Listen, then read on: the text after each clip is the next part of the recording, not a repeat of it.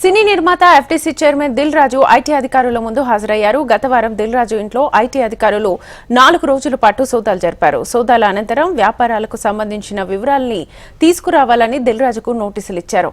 అందులో భాగంగానే సినిమాల నిర్మాణం, ఎగ్జిబిషన్ లాభాల వ్యవహారంపై ఐటీ అధికారులు ఆరా తీస్తున్నారు.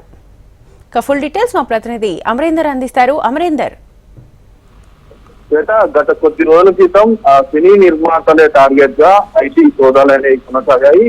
అయితే ఐటీ సోదాల్లో కీలకమైన పత్రాలను ప్రముఖ నిర్మాతల నుంచి ఐటీ అధికారులు వాటిని స్వీకరించిన నేపథ్యంలో ప్రస్తుతానికి దిల్ రాజు ఇంట్లో అంటే దాదాపు 5 రోజుల పాటు ఐటీ సోదాలు నిర్వహించారు.